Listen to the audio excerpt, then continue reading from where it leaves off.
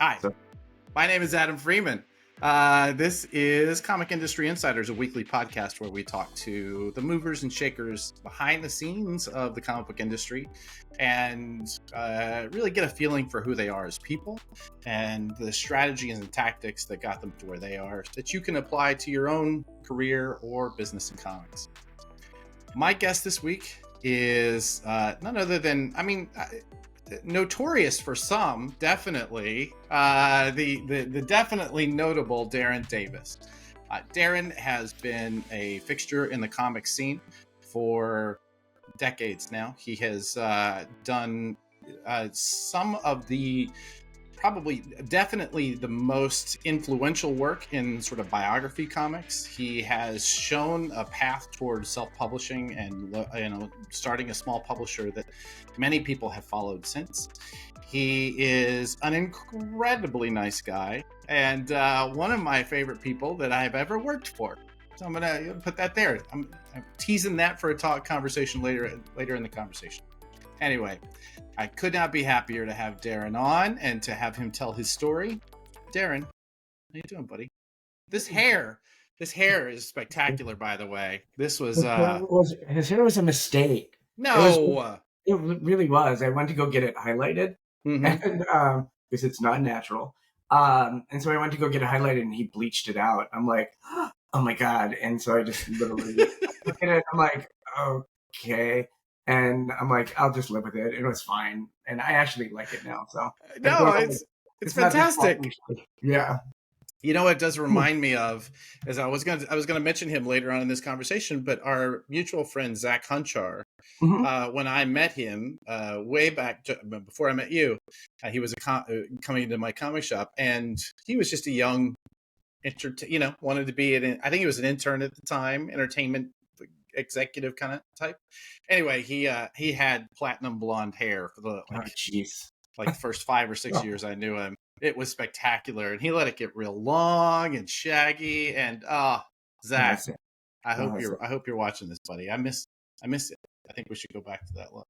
Yeah. All right. So I wanted to start this off. Actually, I'm a Targaryen is basically what I wanted to do. I knew it. I did it for House of Dragon for the finale. I knew it. That was what it was. Have you been able to adopt a dragon, or is the dragon adopted you? I'm not sure how that works. I think the dragon adopts me, okay. But I can't tell that yet. So no spoilers for season 3. Someday there will be an egg, and we'll know for certain. We are, aside from being in the middle of the end of that season, we're also in the season of a political drama. And there's actually been, I don't know, just the last couple of days, I finally allowed myself to start looking at it again. But in and of around that, you've always found yourself in the middle of these dramas. You always do an amazing job of getting these stories published, comic stories published in the middle of controversy, in the middle of the story, which is remarkable how quickly you've been able to do that. And I want to dig into some of that right now, but one of my favorite things that you've done that you guys are I just saw over the weekend, didn't you have an event with Stormy Daniels? Am I getting that right? Yes, we did a meet and greet with Stormy Daniels in Indianapolis. We flew out there with Comics Elite with Sean, who you had on your show. Yeah. We did this event together, and we brought Stormy out, and she is wonderful. We do a fiction book with her now.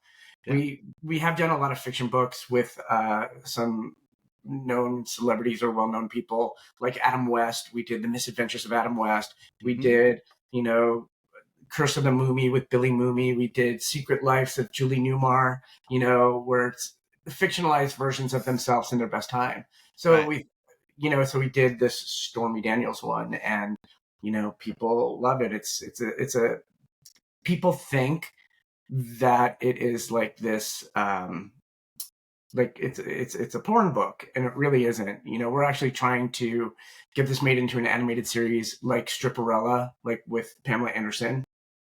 So it basically would be like Stripperella meets Barbarella meets Star Trek is what the comic book is.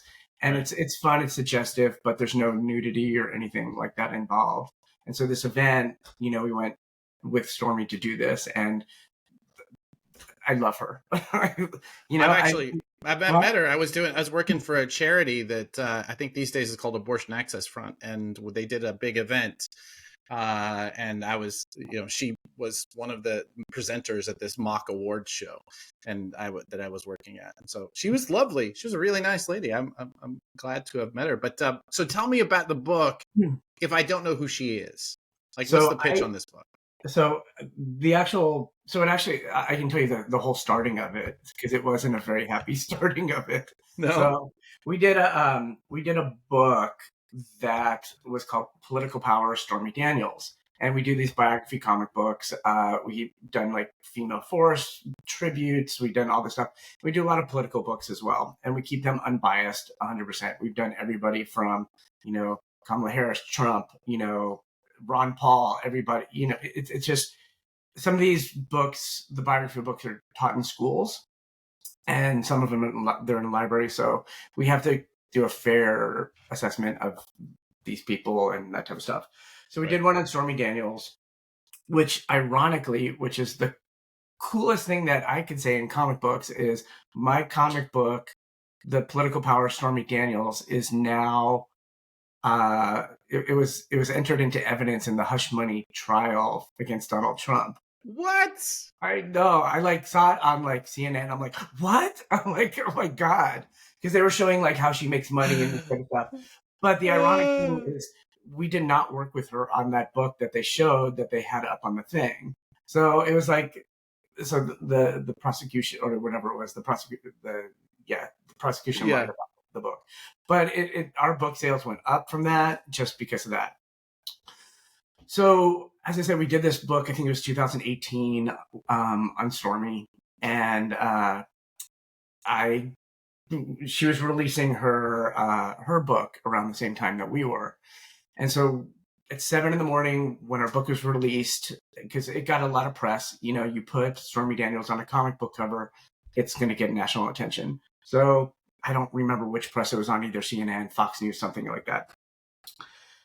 So at 7 a.m, I get a call, and it's this guy screaming at me. And he's like, "You did the Stormy Daniels comic book.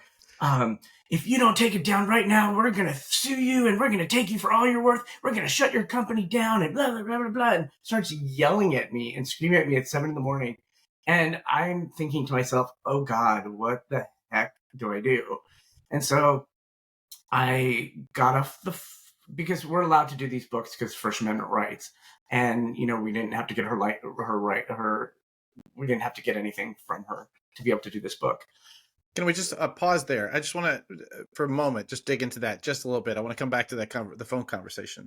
So, First Amendment rights, but there's also, conversations about libel, and there's also constant conversations about intellectual property. If Stormy Daniels was a fictional name. Well, that did come up. That did actually come okay. up. Yeah. So, but then broadly speaking, what are the things you have to look out for when you're producing something like this to avoid to maintain your First Amendment rights, but also to avoid any sort of other litigation? So I think it was 1993, Rock and Roll Comics was around, and Rock and Roll Comics got sued by the New Kids on the Block for doing a comic book on them. Right. And it ended up setting precedent that a comic book can actually be a biography. And in biography form, as long as you're not using anything trademarked or copywritten. So we can't use, if it's New Kids on the Block, you can't use their song lyrics or their logo, but we can use anything else you really want to. We also can't use photos because the photographer actually owns the right to photos. So interesting. Okay. So it could be like an image, and you can pretend you're at the event, and it just has to be turned a certain way. So we're very careful at that. We've gotten, cease and desist and all that type of stuff. And once again, we're within our rights to do this. Sometimes we do work with the celebrities. Sometimes we don't. A lot of the politicians we don't work with because then they'll have an agenda. So that's pretty much, we're just the next generation of what Rock and Roll Comics did. They were like the it thing in the 90s. And then and ironically, we got the rights to some of their stuff as well that we've republished. Wow. That's awesome. Okay, great. So the phone call. Let's go back. So the So the phone phone rings, call 7 came a.m. on. I'm going to sue you. Yeah, so I got off the phone and I'm just like freaking out, and I turned to my husband. I'm like, I don't know what to do. I don't know what to do. And I'm never really great at these situations. So I have a manager, an entertainment manager who deals with my entertainment properties and all that type of stuff, and she gets me into trouble basically when things like this pop up. So I called her at 7 in the morning. I'm like, I You don't keep her know. pretty busy, huh? Yeah, yeah. It's pretty slow lately, which is good. So I called her up and I'm like, oh my God, I don't know. And I freak out on her. And then she goes, don't worry, I'll deal with it. I'm like, okay, thanks. And when she says she deals with it, it's gone. And Yeah. so I thought it was gone, thought it was whatever, done, done, done, done, done. So then 5 o'clock rolls around and I'm sitting at my desk thinking everything's done. And I see my phone ring and it says, caller ID comes up, office of Michael Avenatti. And for those that he was Stormy Daniels' lawyer that ended up going to jail for suing Nike now. So he's in jail now for blackmailing Nike. And he ended up stealing Stormy's money for her book and all this type of stuff. So Okay. but he was like the big lawyer that actually was going to try to run for president. And so that was like his big shtick at the time. And he was representing Stormy with with Sure. everything. And so I'm thinking it's going to be like his assistant on the phone. I answer the phone. It's like, Darren, this is Michael Avenatti. I'm like, oh, like literally going, oh. And that's where like that's where I kind of learned. He's like, you're breaking into our rights and blah blah blah, and you can't call her Stormy because that's not her real name, and it's Stephanie Clifford, and we have the trademark to that. I'm like, you don't. You have a trademark for Stormy Daniels for dancing. That's it. And he didn't realize that. And then she also legally changed her name, so it's kind of like, okay, it's fair use. That's So actually an interesting point that I don't think we've ever discussed on this show yet. That I found really fascinating when talking about licensing is one of the reasons that you have to file trademarks in lots of different places is so that you can sell the license for that. So, for instance, she might file for a trademark as Stormy Daniels in dancing, so that she could then sell that trademark to somebody who wanted to license it out for product for her dancing. right. Right? Yeah. So Exactly. yeah. So I'm thinking quickly on my feet, all this type of stuff. I know this guy has like this huge ego, and I go and we're talking back and forth, and I go, there's nothing bad, and like what you were saying about libel and all that type of stuff, there's nothing bad about this comic book. It really was a positive viewpoint about who she is, because we really found her really interesting. And I'm not really into doing comic books that are slamming people or bashing people. It's just not my thing. So I'm talking to him, and then I'm like, what if we did a comic book on you? And he goes, what? Wait, what? I go, I know you're running for you want to run for president. He's like, what? Okay, that would be cool. And so like literally threw him under a bus. What a Whatever. fucking pivot. I love And it. I literally, as soon as I got off the phone with him, I called my artist. I'm like, draw something on Michael Avenatti right now, do a cover. And we had it drawn up, and then we sent it to him. Never heard from them again until a year later. So that was dead. It was good. I was like safe. And so a year later, I get a call from the same guy who threatened me. He's like, Darren, I think his name was Denver at the time. His name is Denver. And I'm like, and if you watch, ironically, if you watch this Stormy Daniels bio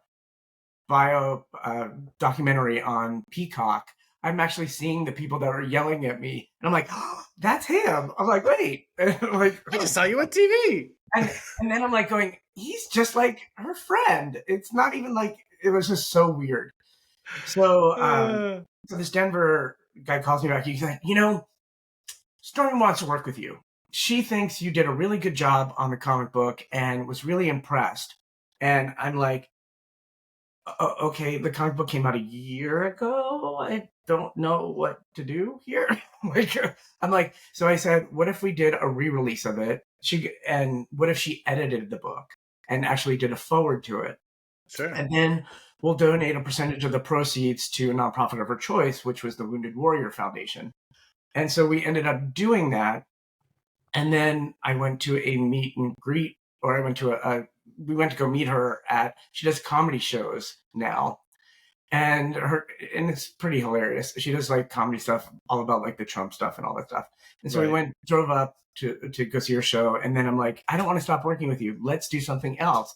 I do these things like Adam West and Julie Newmar. What if, and that's when Space Force was like, just was announced. I go, what if we do Space Force Stormy Daniels and just make it like Barbarella and fun and this and this and this? And she's like, let's do it. And so we're on issue number 12. And so Dude. that's where, Stormy Daniels Space Force. And as I said, it's all PG. I just had her sign these too. So Yeah. and so it's a super fun book. We have great artists, great writers on it. It's nothing, suggestive, if anything else. And so that's what we went to Indianapolis to do, is to do this whole cover thing with her. And kind of a re-release of issue number 1 with her signing them and stuff. So Awesome. That's amazing. Well, I do want to get closer and get a little deeper into your deal with Sean and Comics Elite a little bit later on, but let's go backwards. So it's rare. It's so rare when I do the research on one of our guests that they actually have a Wikipedia page. Most of the people I talk to are so deep inside comics that I have to introduce them to most of the world, but you, God bless you, you do. So tell me about growing up in Long Island. Do you want me to tell you about my Wikipedia page? Yes, I do. I did not create it. I have nothing to do with it. My favorite, actually, you were asking me like a favorite story. This is one of them. Oh, we good. did a Justin Trudeau comic book, and I honestly thought Justin Trudeau is just like this basic world leader, handsome guy, nice guy, whatever. Sure. Okay, people hate him as much as they hate Trump, and so I didn't realize that at the time. And so when we released the comic book, I started getting all these like hate things, and I'm like, I'm Justin Trudeau. What? It's like, what the heck? And so I'll be honest. Myself, my husband, and our friend Jen were sitting out on our back patio having wine, and I'm looking at all these tweets, and I decided to like go, screw it, I'll answer them. And so they're like, oh, is he a blah blah blah? And I'm just like, and I just got kind of like snippy back, and I was just like boop boop boop boop boop. And then it just like took off, and I started getting death threats, and it kind of got a little scary.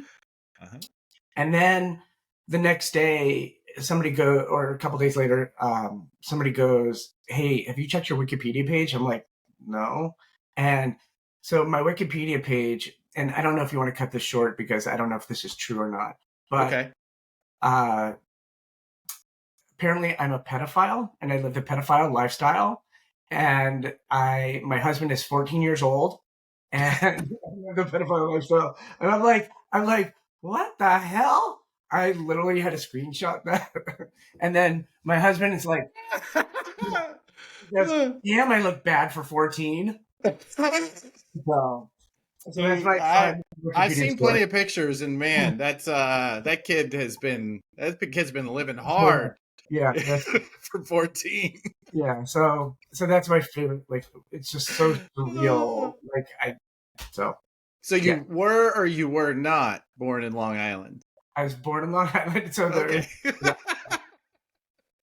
I lived there till I was 8, and that's where I got my first comic book too. Oh, really? Whereabouts in Long Island? It's such a big place. East Meadow.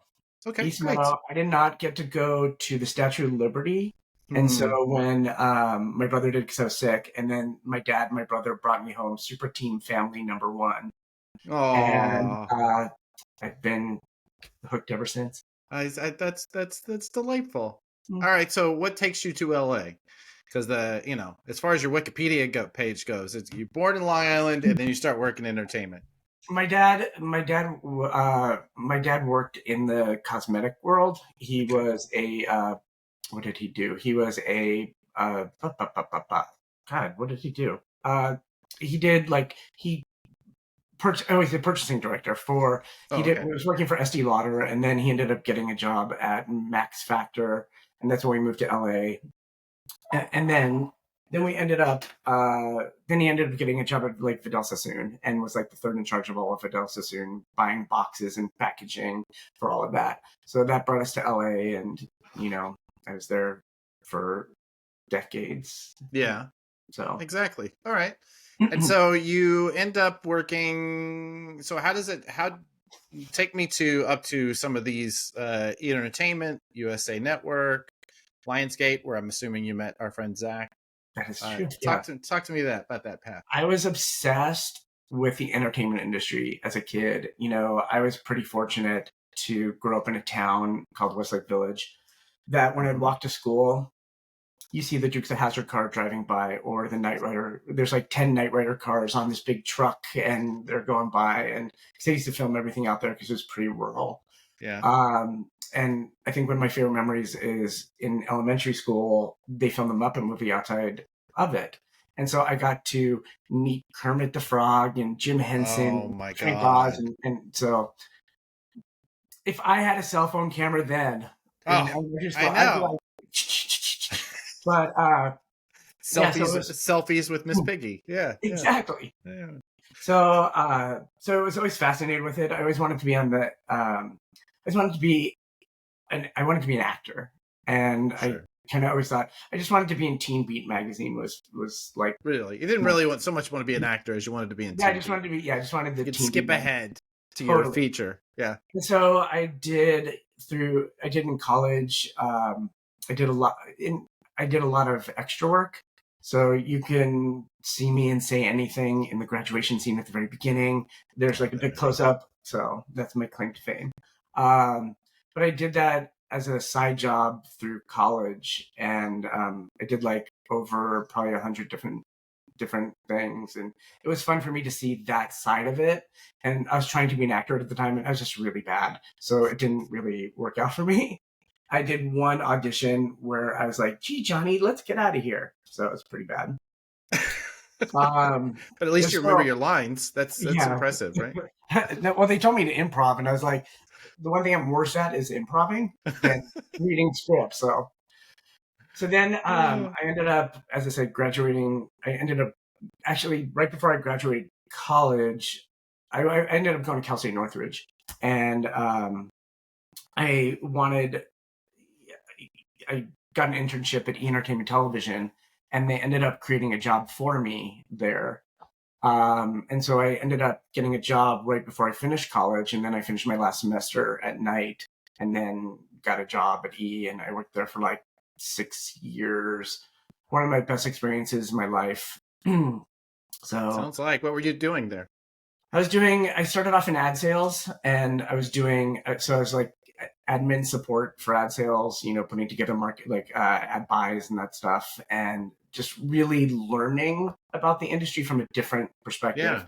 I really wanted to be in production, but what was kind of weird is I actually was supposed to get an internship at Entertainment Tonight, and they ended up screwing me over. And then so I was like looking for an internship really quick, and so it ended up I still wanted to do entertainment news kind of thing, so I went to E.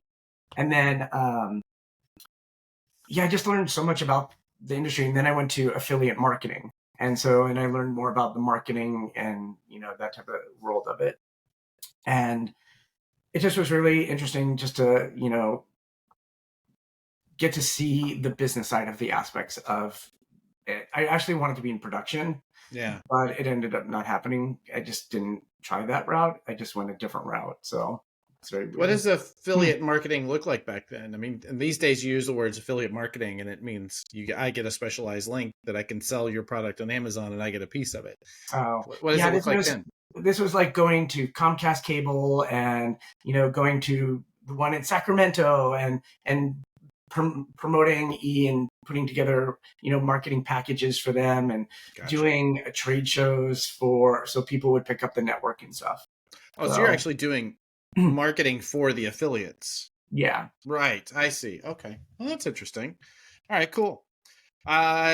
So you're bopping around. What were you? Was it Lionsgate the third of these, or how does that go Yeah, from? I went to Yeah. USA Network and the Sci-Fi Channel, and Okay. I, truth be told, I hated my boss at USA Networks. I'll give you some gossip here. She was, she was a nightmare. She wore like a veil, and we were in the Twin Towers of Century City, Mm-hmm. and she's literally the worst person. She had a button under her door or she had a button under her desk that she pushes and it closes the door. She was like the Sure. devil wears Prada. She was just such an awful person. And I ended She would up, wear a veil to the office. yeah, it would be like this. And I would start like snickering because I don't take that much seriously, but, Yeah. and I'm just kind of like going, and so, yeah, I was just like, whatever, lady. And she was super racist and super homophobic. So I was never out at that point. Hmm. Um, and myself and a couple coworkers, we decided that we're not going to take it anymore. And so we went to the boss, and I was the only one that went to the boss. And then she was awful to me. And so I went into the bathroom, stuck my fingers down my throat, threw up, and then I came back all flush, walked into her office, and I said, I'm going home. And she goes, fine. And so I went home, and then I filed for disability. So, um, and they couldn't hire for my position until I was off of it. Because I actually broke out into hives Oh, so bad that I couldn't handle the stress of her. so you were And literally so, disabled. You didn't just like force yourself to puke. no, because I was like so hived, broken out. It was Yeah. just like really, and just needed the way to get out of there. And then I ended up getting a job at Trimark, which turned into Lionsgate, and now we met Right. our friend Zach. So Yeah, I remember that. And so you're still working in production at that point, right? Is that kind of I was working in marketing at that point for marketing? Lionsgate. Okay, So at USA, I went back to ad sales, and gotcha.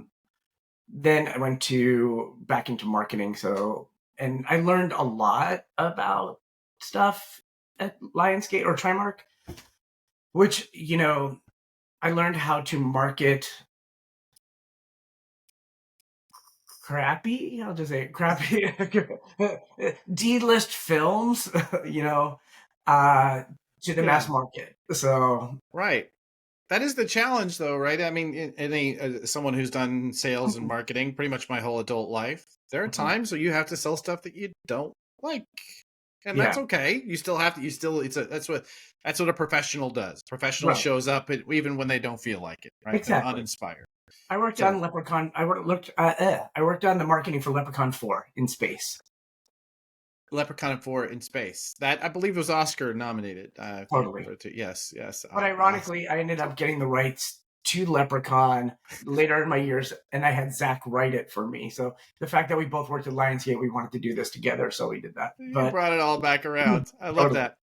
All right. So how do you make the point? So is your first comics job at Wildstorm? Am I getting that is that right? what? Actually, I got what nobody really knows. I actually got hired at Marvel, Oh, and okay. Marvel ended up filing Chapter 11, and I ended up there was a hiring freeze, and so I was like, so Um, so then the guy who helped me at Marvel told me about this job at Wildstorm, and Wildstorm doubled my salary from what I was making at Lionsgate. And I'm like, okay, bye. I never wanted to work in comic books. I think probably 4 months before that, I went to like the Deathmate tour or whatever Oh for Image yeah, Comics. And yeah. so I was waiting online to go get Jim Lee's autograph, and now he was signing my paychecks. So, so I got it signed a different way.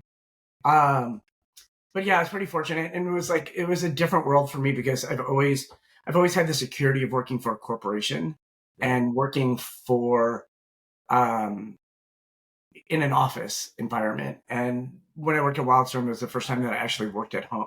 I worked at home. Oh, okay. So you didn't go down to was it not La Jolla? It was Where was it? La yeah. Was it It was Hoya? La So you did not move down to La Jolla to work in that office. No, I was supposed to. I went down there at least once a month because Okay. what I was doing is I was selling their services outside of the comic book industry. So doing video game packaging, doing getting custom comics, that type of stuff for them. And we ended up doing the DVD menu design, which ties back into Zach giving me jobs to do all this Right. stuff. So it was Exactly. pretty cool to have that. And so it did that. Then DC took over. They sold to Wildstorm, and they really couldn't figure out what to do with me because they already had a consumer products division. And and then what happened? Then the other people in my consumer where I was working with Wildstorm, they ended up starting IDW, and they asked me if I wanted to be a part of it, and I would have to invest $10,000, and I would have been able to do it, and I said no. I said, and that's when I got laid off from DC, and I said, well, I'll just bring my business to you guys and have you guys do my business because I don't want to be a partner. And I was like, so they were doing my DVD menus, that type of stuff. But ironically, the weird thing about my comic career is I as I said, I wasn't creating anything. It wasn't my intentions or anything like that. And they wanted me to move down to La Jolla and edit Star Trek books. Oh, right. And I was like, I wasn't an editor at the time. I'm like, oh, okay. And I didn't want to move down to La Jolla. And ironically, I ended up working with William Shatner and Walter Koenig. Yeah. And editing their books years later in my So if you had just done that, you would have been, you would have been ahead of the game. Totally. So, and then, as I said, so I ended up just leaving, and then I became Joe Madureira's agent as well. And Oh, okay. I ended up representing him, as I said, trying to get him jobs inside and outside of comic books. And then also trying to sell Battle Chasers as a movie and TV show. And I got him too much work that I had to have somebody else do the work, which is when I met Randy Green. And Randy Green, who did Witchblade and all this type of stuff, nicest person in comic books, would ape Joe Mad's stuff and basically do some of the things. And then from there, I hooked up with PSM Magazine. And do you remember that? PlayStation Magazine? Oh, okay. No. Yeah. PlayStation Magazine was like huge in like the late 90s, 2000s. And they would always do a comic, like a famous comic book cover artist. And so in a video game aspect. And so I became like the it person, and I started representing all these artists. Like Adam Hughes, I gave him his first job doing Tomb Raider. Whoa. I worked with Andy Park. I worked with, Chris Pacello, all these like big, gigantic names when it was like huge. And then Ken Lashley, you can see actually a run of people that did 10th Muse when I created 10th Muse that I was representing. Like Roger Cruz did it, all these people. So it was fun. Were you working for PSM, or were you just independently? They were just like, oh, you like this guy? I got 10 more. I can, And so they would hire me each month to do it, and I was still doing my DVD menu design, and I was actually working with Alex Sinclair, who does Jim Lee's coloring and stuff. Right. And so we had a side business doing these DVD menus, and Zach was really helpful to us because they paid really well. Mm-hmm. And so we were working for we did work for Miramax and Disney and all these great, and Lionsgate and all that stuff. So it's so weird now in the days of streaming.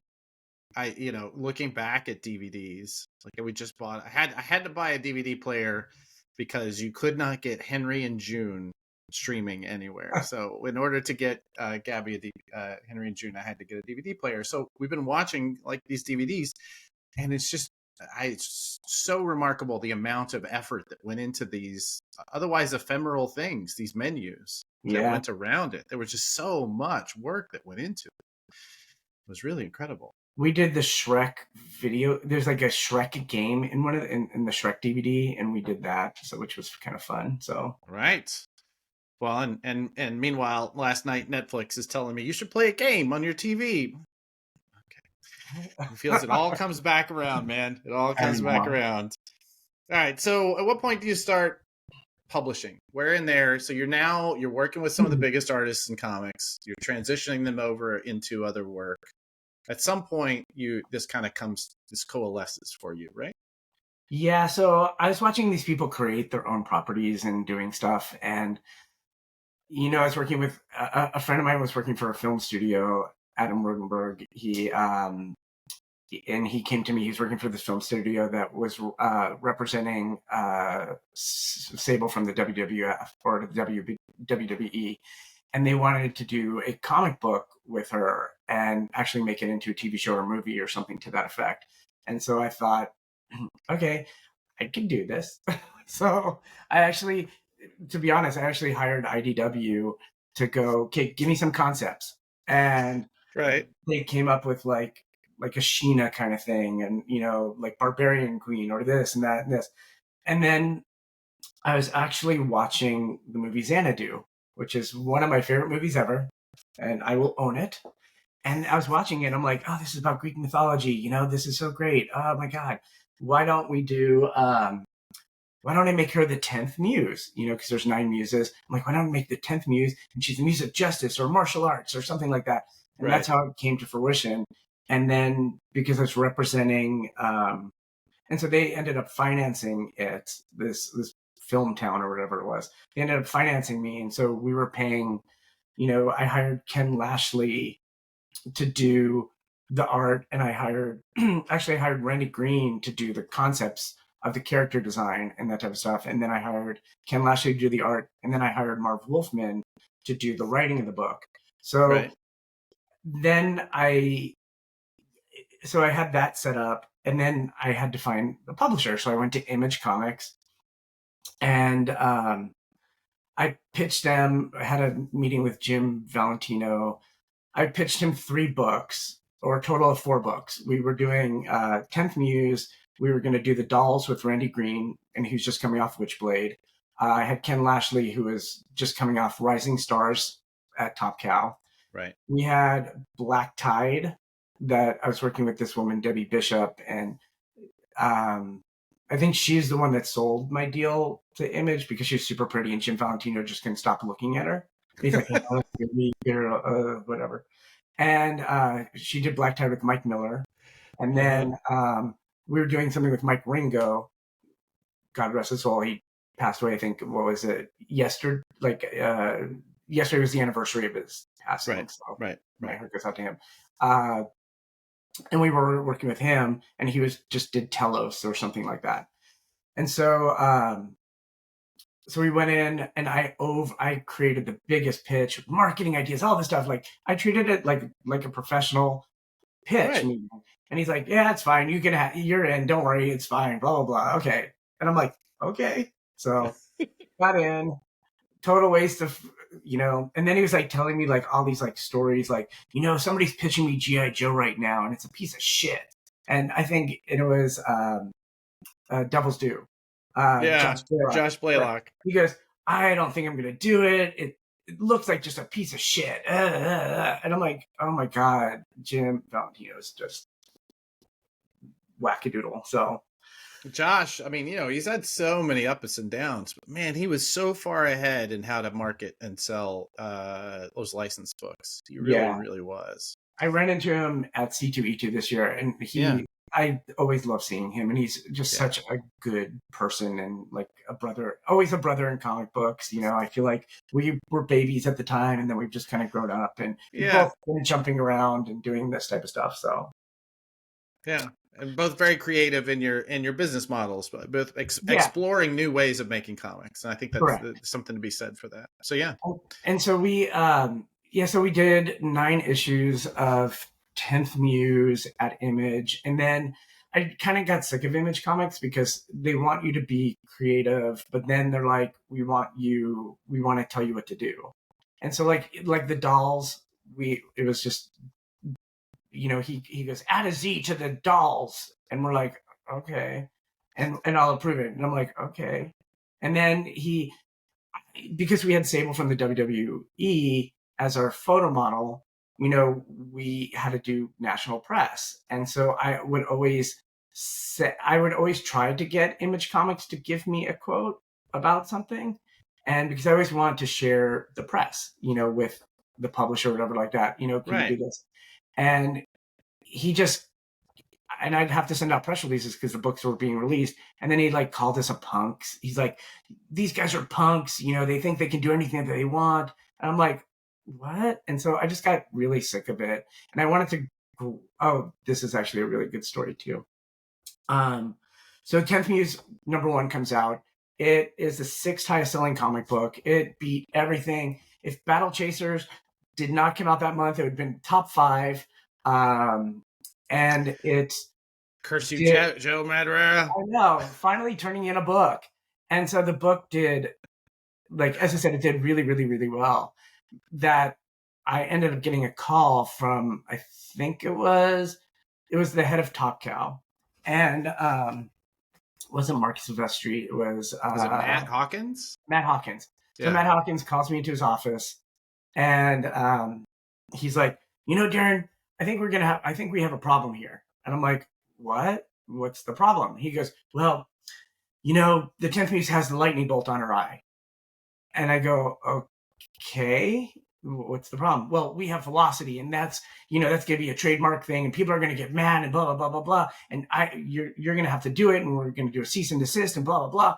And I just literally turned around. I'm like, so wait, who's Ripclaw? And then he goes, okay. And I walked out of the room, like, whatever. So he's a nice man. Yes, but that was just because the book, and people kept calling us like a mini Top Cow. And because at that time, we had Randy Green, we had, and then I started getting like Andy Park to do covers. And, then we launched Legend of Isis through there as well, which we used one of their artists as well. Right. But, so very similar style in the artists that you're working with. Yeah, because I thought that was the style that I really liked. And I thought, that's what's selling. My demographic at the time was, men 18 to 35. So they liked the Top Cow look. So I utilized that. And I thought it was just a very, very polished look in comics. And so we lasted 9 issues at Image. And because I wanted to grow, and they wouldn't let me grow. So we left. So that's where you found Blue Water. Is that where you start? Is that where it starts? So no, we're still Tidal Wave. Still Tidal Wave. Yeah, so we go to Avatar. Avatar. Okay. Yeah, and we lasted 1 issue at Avatar. So, and so this, and hopefully this clears a lot up for you as well, because there's a lot of stuff like with Bleeding Cool. Okay. That came after me, and they don't like me, and they write nasty stuff about me and all that type of stuff. But we ended up leaving Avatar. And do you know who owns and pays for Bleeding Cool? Yeah, I can't remember his name, but the owner of Avatar. Yes. Yeah, Mike Christensen. Mike Christensen. Yes. Yeah, and so he owns. So he's probably telling Rich Johnson to go after me and do this, because he was at the time, we'd pay for Diamond ads or whatever it was when we were with Diamond through Avatar. And he would upcharge, and he would like add money onto it, and he would add money onto the printing. And so he ended up owing us like, $5,000, and I think it was $11,000. And then the printing just was horrible. And at that time, we did a crossover with Demon Slayer, and I was like, why is 10th Muse getting spanked on the ass? And, why is she bent over? And just, I didn't like what he was doing with me. So I'm like, we're out. So we left on bad terms. And that's why, and then that's when I didn't know what to do. I actually was kind of sick of comic books at the time. And I kind of wanted to quit just because I was kind of done. And then I quit. Yeah, pretty much I quit. And then I just remember like a year later, I was living I moved to Bellingham, Washington, because I met a person, and I went up to go be with him. There you go. And then I decided, I kind of want to, somebody said, okay, let's just do 1 comic book. And I'm like, okay. And doing a comic book is like a drug for me. I just can't do one. So I did this one comic book, and we were going to do it through Angel Gate, which was Debbie Bishop's company. And so I was just going to do 10th Muse through that. And so up in Bellingham, I went to a restaurant with my mom, and she's like, "Well, why don't you just start your own company? How hard can it be? You can do this?" And so we were in a restaurant called Blue Water, and so that's where the name Blue Water came from. Oh, that's it. That's super sweet. That's like the it's like the Rosebud of comics publishing. Exactly. Yeah. That's amazing. I do want to before we leave something, um, two things. And I always feel like I'm in some ways Bleeding Cool's apologist, because yes, they printed a lot of stuff, and people have very real criticisms of them over the years. But it's always been my experience that Rich loves comics, and he loves talking about comics, and he loves talking about what people are talking about in comics. So I Yes, read and through all of that press, and it all felt like he was reporting what was being said without a lot of spin. He was just maybe he was just choosing what he was reporting. what was he? Right? Yeah, but did he ever come to me about it, or did he just want Mm, to just get the negative press about me? Because that's true. I don't hide behind what everybody said. Everybody can say what they want to say, but Right. there's stuff behind it that actually was not true. The girl that kind of started it was an inker who didn't like the deal that I had with her, and it was a back end deal, and but 2 days before she went to Bleeding Cool, or what, it was somewhere within a week, I drove her to a convention. I picked her up in Canada, in British Columbia, when we lived in Bellingham, and I thought she was a friend of mine. So it was like super weird. And then she leaks this thing to Bleeding Cool about the contracts, and then everybody else starts bleed. And like, my contracts are fine, they were back end deals at the time.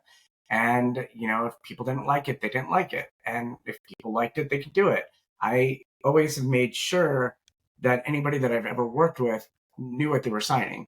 And you're an adult. And if you don't like what you're signing, don't sign it. If you want to bring it to a lawyer, do it. But I never screwed anybody out of anything. I never misled people as this woman thought. And then, ironically, a year later, I think it was, she came back and she worked with this. We had the rights to Ray Harryhausen stuff, and she wanted to work on Jason and the Argonauts. And I'm like, fuck you. I'm like, you started this whole nightmare thing. And that's where, like, as I said, with Bleeding Cool, two things.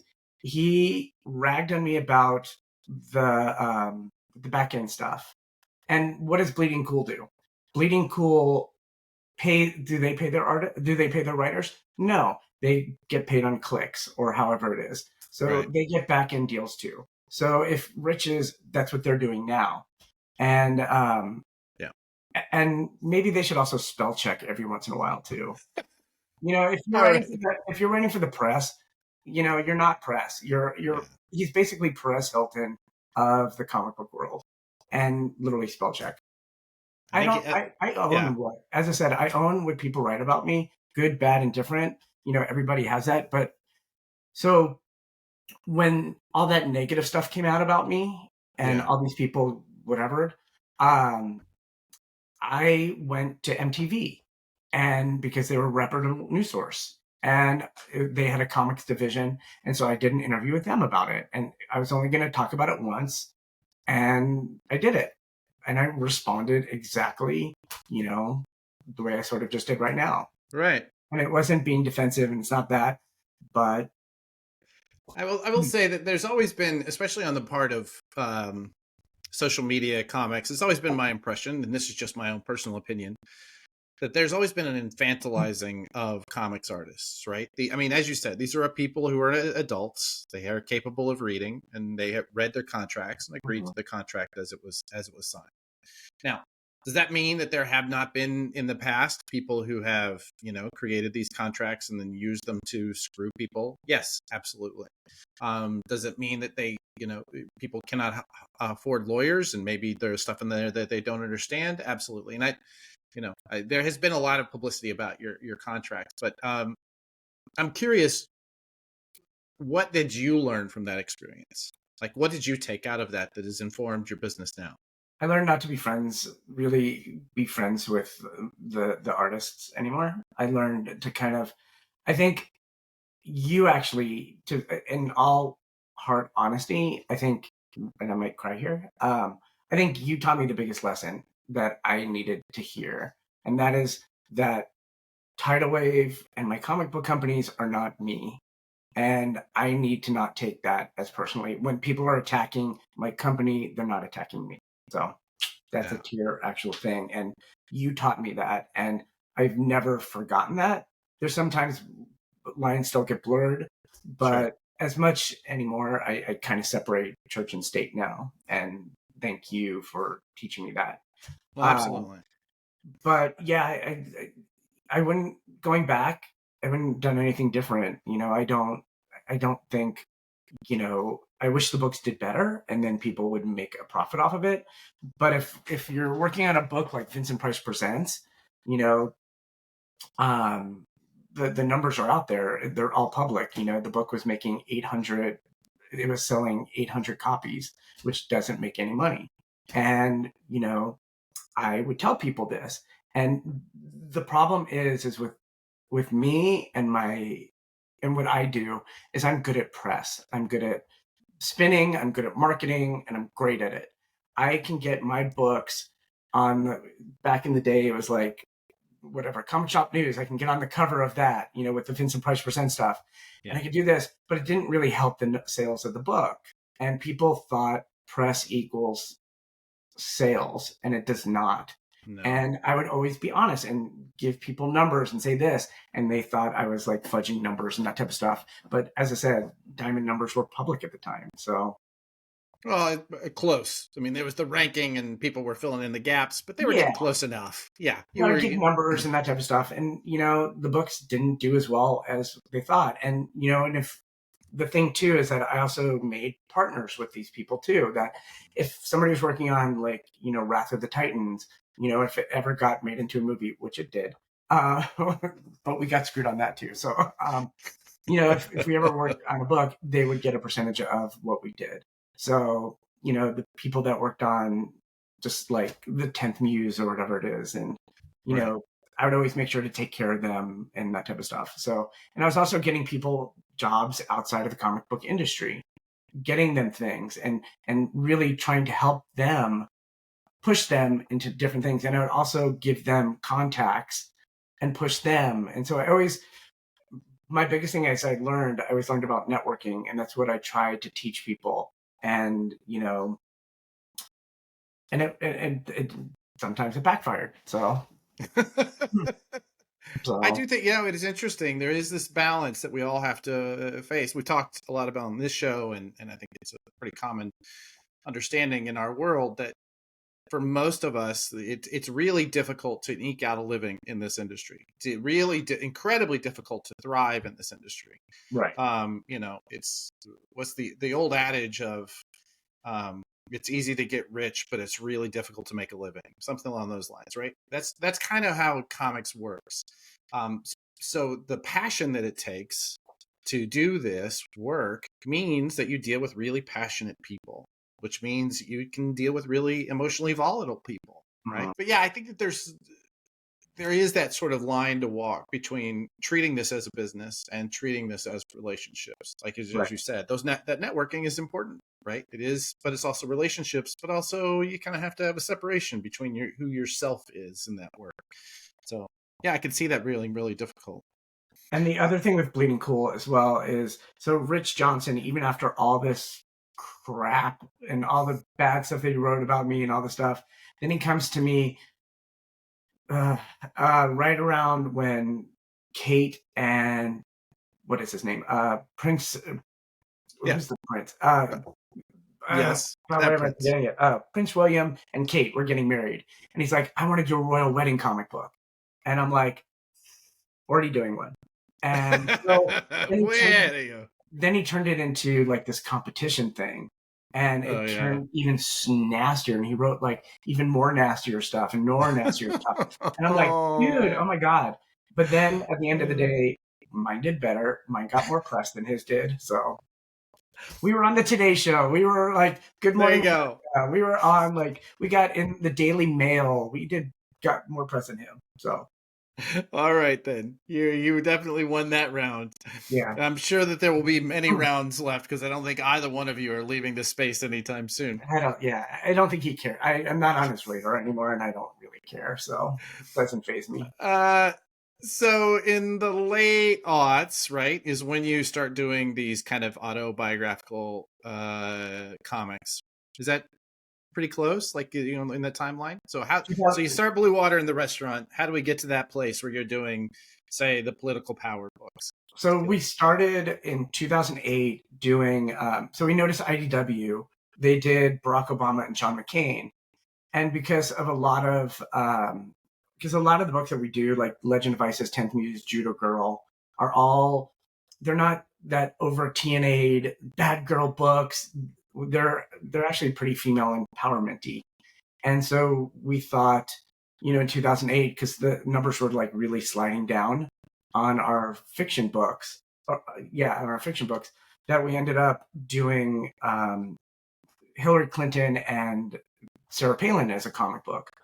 And we did them with a female empowerment angle, and we called it Female Force. And we ended up getting in trouble from FemForce, the comic book. There's an indie comic company called FemForce. They're like, "Can you change the name?" I'm like, "No, we already solicited the book. Sorry." And and I apologize to them for that. But then they blew up. So we did them with a female empowerment angle where you might not like either of them, but you have to respect them from where they came from and where they've gotten to in their career. Right. And they blew up. We were on CNN, Fox News. We were everywhere. And I'm like, this is back. We're back.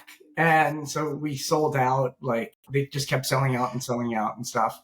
And then we decided, let's do more. And we did, I think the third one was Caroline Kennedy. We did Oprah, Michelle Obama. And then it just kind of turned into, women that have made a difference in the world, So as I said, we've done I think we've done over 200 at this point, women in the force. And because they were doing so well, we decided to go and do political power. And everybody thought we'd do Barack Obama first, but we picked Colin Powell because we wanted to do somebody that's different, somebody that nobody think we'd do a Comic-Con. And I think he was an amazing man.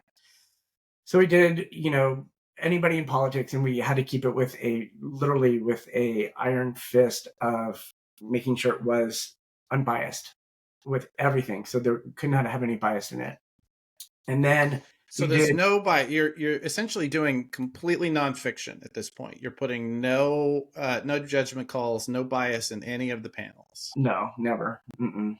So, and we made sure the artists too that it was a job. You can't make somebody intentionally ugly. Yeah. Gotcha. And so, and then we did the tribute books, which we started with like Michael Jackson, and then we did the Fame books, which was more of like the Teen Beat stuff. And ironically, we got into the Teen Beat magazine finally. So you got your spread. Yes, I've always wanted to be in TV Guide too. Been in that. So, and then when you start doing these biography books, the press, because of the comic books have this nostalgia-ness to life. So that's why we get so much press with them, because they're fun, they're different. It's a different way of telling somebody's story in a different demographic, through, the comic book medium. So have you built this? So much of what you're doing is getting so much mainstream press. Mm-hmm. How much of that press comes from your direct efforts? Have you built the relationships with these outlets so that you know that when you're doing a new book that they're going to be interested in, that you can go to them and pitch them on this, right? Well, I met a woman I met a woman who was a press agent and saw that we were doing, I forget, one of the biographies. And so she reached out to me and said, "Hey, I want to be your press agent." And so her name's Maggie and Jessup. She's wonderful. And, then she's kind of given me the tools to kind of do it myself. So she gives me access to, different PR websites or like databases and that type of stuff. So, and then I started to garner relationships with people like at Reuters. I'll give them an exclusive announcement. So we have one coming up on that they're running on the 19th, which is going to be for Shania Twain. And so then, because Reuters goes international and our books are now sold internationally, it should do really well. But can I get into comic book resources? No. Can I get into comic book? No. So, Well, and these days, who cares, right? I I mean, know. comics press is that was something I wanted to talk to you about because you're so good at getting press, and I think one of the challenges that I and people like me who are, we're promoting comics that don't have Oprah Winfrey on the cover. One of the challenges that we have is it's really difficult to promote right now. There is no comics press. Bleeding Cool, arguably, The Beat is there. There's maybe a half dozen podcasters and YouTube channels that make any difference at all, or they get any views at all, whether or not they Right. make a difference. Do you have any sort of beat on promoting comics inside of comics, or are you just at this point you're like, why bother? It's kind of, so it's a why bother, and bringing it back even back to like Mm-hmm. when we started doing the biography comic books. This ties into your question. Sure. So when we were with Diamond, we were doing these biography comic books, and people were like, we were getting international press. We were bringing. So my whole goal with these biography comic books, yes, make money, tell good stories, Of do a good course. thing, but it was also to bring new readers into comic book stores. And Diamond never got that. We did, like, when Twilight was big, we did all the cast of Twilight. We did like Kristen Stewart, Robert Pattinson, and Taylor Lautner, and they were huge. And comic book stores should have picked those up and literally had a Twilight day, get them to come in, and then they might see like Spider-Man or something like that and pick that up. And then it gets comic books into new people. And we knew that worked because, like with Michelle Obama one, we would see women going into comic book stores that have never been in there before and said, wow, this is my first comic book store. And I brought my Right. kid and they bought this and this and this. And so that was kind of the way that it was supposed to be set up. And then Diamond just never promoted us. No, Diamond never did anything for us. And then when we got into Diamond Books, which was a subcategory, we did a Justin Bieber comic book. They placed an order for 40,000 copies, and we got, I think it was like 37,000 copies back returned because Walmart bought them. And Walmart, and this was the why we cut with Diamond. So I think it was, yeah, actually it was 20,000. Sorry, it was 20,000 copies, and we got, I think it was like 18,000 copies back. And I kept asking them, "Where's this book? Why is it not in Walmart?" I've had people checking Walmart's and they can't find it. And we were supposed to be part of this big Super Bowl promotion thing too. And they go, "Well, that's Walmart." I'm like, "You guys are my reps. You guys are supposed to be doing, making sure that this book is like that." And then we set up a deal with the dollar store just to get rid of the book so we can make money back on the printing. And they screwed that deal up. And so we ended up sitting on all these books.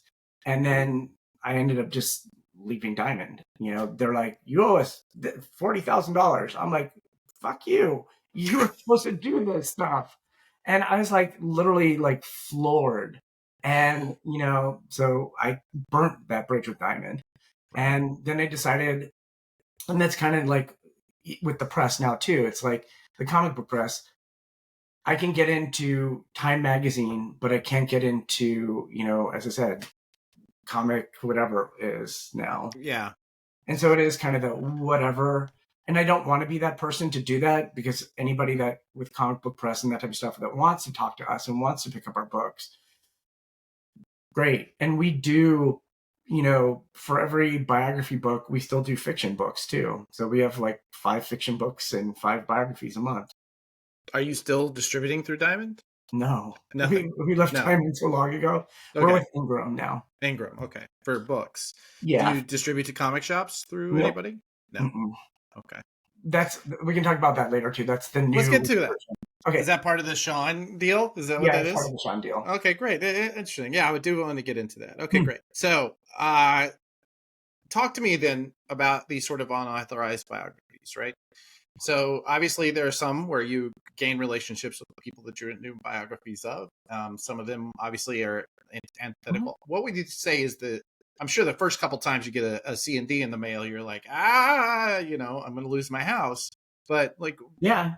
where do I'm sure at some point it just becomes whatever. I know where this is going, even if you don't. What was the scariest? Is there a moment, or are you in the, maybe you're in the middle of the scariest? Like, is there a point where you're like, this is just not worth it? We have to do this more than once. I think the fun scariest is like, so I'll show you this. So right over there, we have the Hillary Clinton one, and we actually have it signed by Gloria Steinem, 10th Muse, Xanadu, whatever. So the scariest was getting a call from Bill Clinton's assistant. So, Okay. and asking for the Hillary Clinton comic book. And I'm like, why don't you go buy it yourself? Like, so, but I'm sorry, man. We don't do comps. We don't do comps. So she signed that copy for me. Oh, so, okay, good. So I think when it comes to the C&Ds, I used to deal with them myself, and then once I got Susan, I go, here you go. And the one that we just got, which is a pretty fun story, is we got one from Billie Eilish, because we just did a Billie Eilish biography. And you know what? At the end of the day, all these people, the lawyers, that's their job, is to take away content that's this way. And that's why we're super weird about how we do these, because we want to be to the letter of the law. And when I see people trying to replicate what we're doing, they're not doing it correctly. They're doing it infringing and that type of stuff. So Billie Eilish, we get one from, and I send it to Susan, and then so Susan talks to the Billie Eilish people, and Susan's an entertainment manager, and she represents different celebrities and movies and all this type of stuff. And so she's talking to the Billie Eilish people, and they're like, well, what's this thing? And what about this infringement? And what about this? And what about that? And she's like, it's okay. We're not doing anything wrong, blah, blah, blah. And then she goes, well, how's Billy's mom doing? And they go, what? She goes, yeah, I was the one to give her first job, and I was the one to represent. I used to manage her and represent her. And they go, why didn't you lead with that? So, and then Billie Eilish, their people wanted to work with us on doing a fiction comic book, but it hasn't turned out yet. So, but a lot of these, I used to get scared of them. So I have a Ring doorbell. So I don't want to be serious. Just so you can see who's approaching along ahead before they get there. But there's one misnomer out there too that I think Bleeding Cool and everybody picked up on, and actually got national news, is that Justin Bieber and Lady Gaga were suing me, which is a total lie. So back, as I said, in the day when Rock and Roll Comics was around, there was a lawyer that's for the New Kids on the Block that did their merchandising, that sued Rock and Roll Comics, and that's how precedent, as I said, is done now.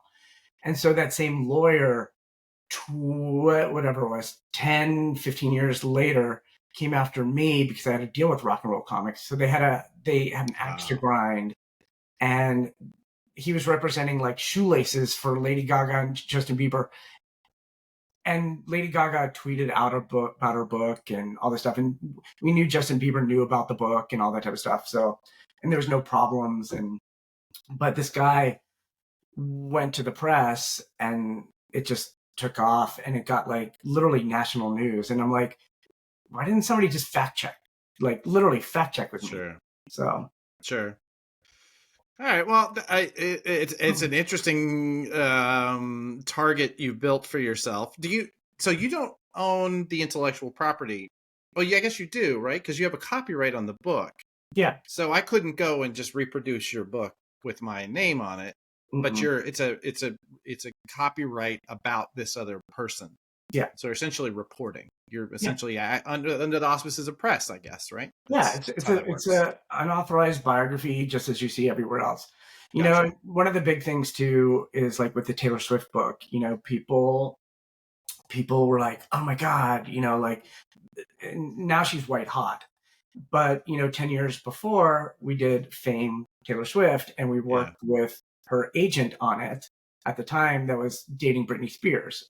So, and so Jason Tradek or something like that. And so she knew about the book. And this new one that we just did, she was fine with. There was one cover that she didn't like that we did, or there was more of a trademark problem, and we changed it really quick. So it was fine. Does anybody ever come to you with corrections? Like Daniels. Stormy. Oh, okay. So all right. Well, you know, but that now she's in the fold. Yeah. All right. Well, excellent. All right. Well, so in our timeline, I think this is right about where you and I actually kind of overlapped a little bit around. So we talked about Top Cow. I worked for Top Cow from the 2010, I think, until 9-10, right around there. It was in that overlap, and then got laid off, and so I started working with a bunch of people freelance, including yourself. Was doing a lot of retailer calls. You mentioned Adam West earlier, and I remember we were selling that book in to the market at the time.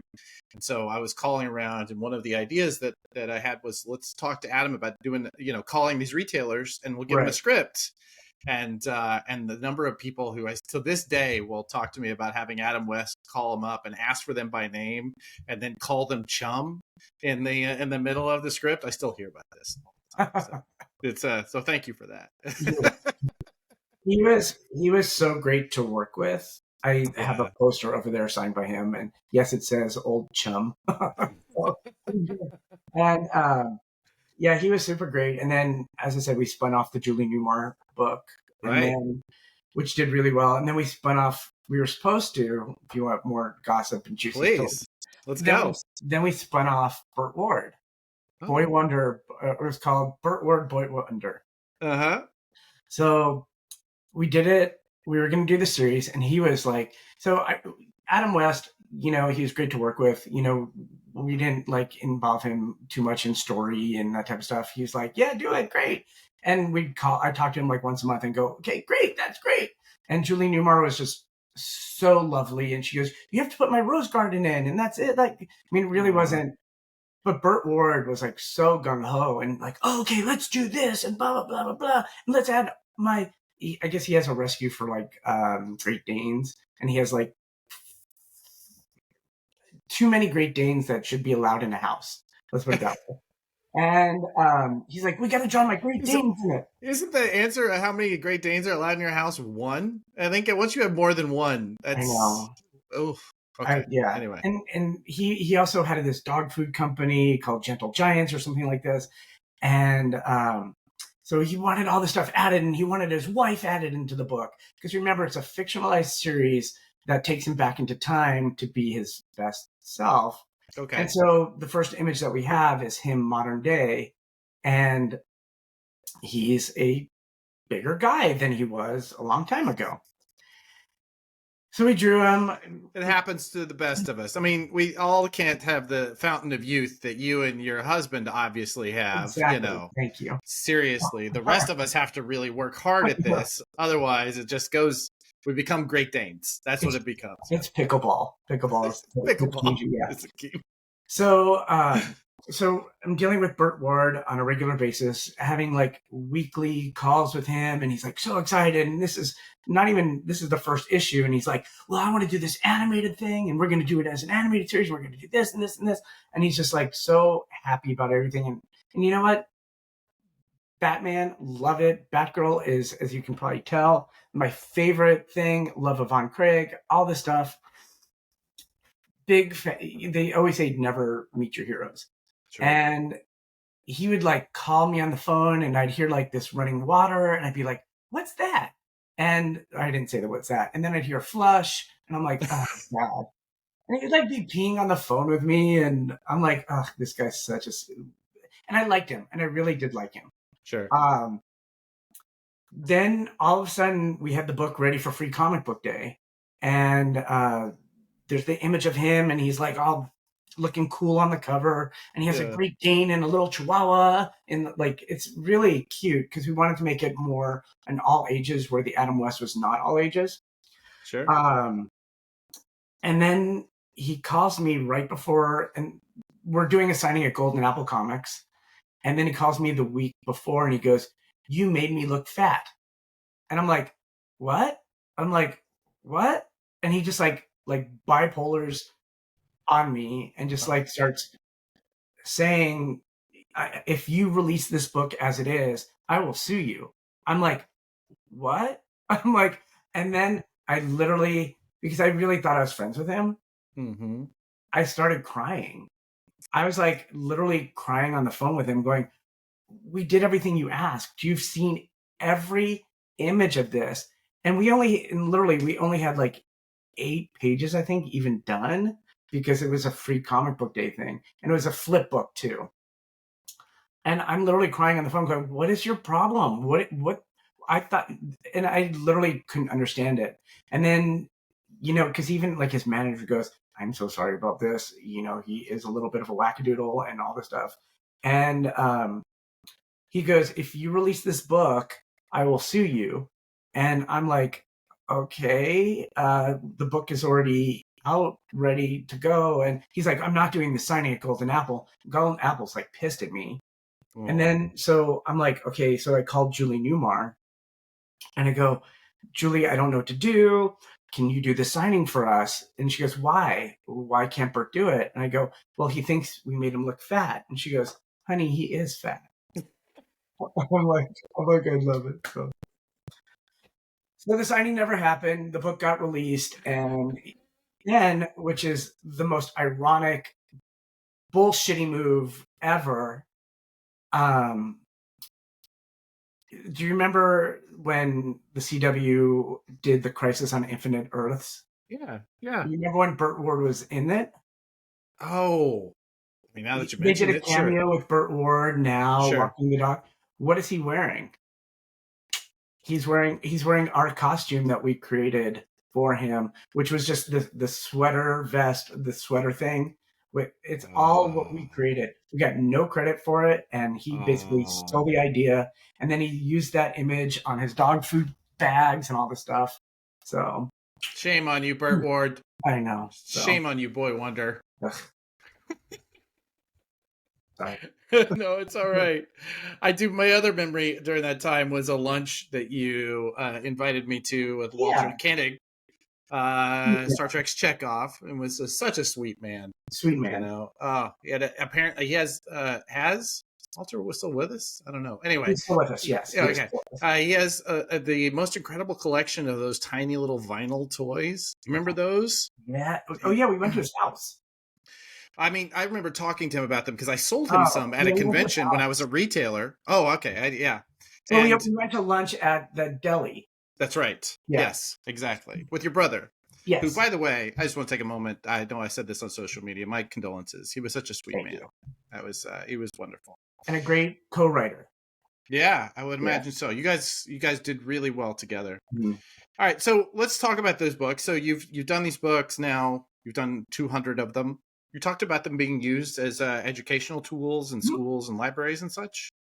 You talk more about that. I mean, has this been a push of yours that you marketed towards that, or was this something that sort of organically happened? I think both. I think I do a lot with libraries. I'll go and teach at a library, teaching comic book 101s for free at libraries. And, all I ask them to do is pick up some of our books and, and I think use it. I was a reluctant reader as a kid. And so comic books really helped my reading skills a lot. And so I think these being used, and my niece is a teacher. And so she's helped push it. I think, as I said, we used to really focus on, like, instead of doing Comic-Cons, we focused on like the library shows and that type of stuff and school shows, and people really liked them. I always wanted my book to be like in one of those like Scholastic like magazines that you get as a kid, and I always thought that Sure. would be good for that. And so we're with this streaming service called Epic, and it's EPIC with the exclamation mark, Yeah. and they're so great because they're you have to read the book in order to get credit for it, because then there's like a little test at the end, and they also time you so that you can't just speed read through the book. And so I love that. We've done schools, we have extra things where people can they can download, what is it, like lesson plans based off our books and that type of stuff too. So I've always been fascinated by that world. That's wonderful. That's very, very good. All right. We've dealt a little bit with some of the controversy. Can I ask? I mean, I don't want to dig too deep into your business, but do you still have the back end contracts? Are you giving page rates No, now? No. page rates. Yeah, everybody gets page rate. Okay, because at some point you Everybody's go, happy. everybody's happy. Let's just make everybody happy and let's move on. And All also right. too, like honestly, and if what I've worked with, like this one guy for 14 years. I've worked with many people for years and years and years. And, you know, since I started comics, there's some people I still work with. And so if I was always that horrible, these people would not, Sure. still be working with me and that type of stuff. So I always look at that as you know, because I do have to check myself every once in a while. Like, am I being fair? What is going on? Because I do want to be fair to people. And, there's some people, Mark Brooks and I gave him his start in comic books. We did Atlas #1 together. And then we had he wanted to leave after issue #1 when we did the actual series, and I let him out of the contract. And then, I think there was some money that was owed to him, and I don't remember the whole thing. And it wasn't much or whatever it was. And we had this huge falling out, and it was part of this like bad shit. And then recently we've thick as thieves, and he's great again. And so there's that. I mean, and people that feel like they were wronged, I always wanted to make sure that they had an open door policy to be able to call me or talk to me. But some people just went shitty.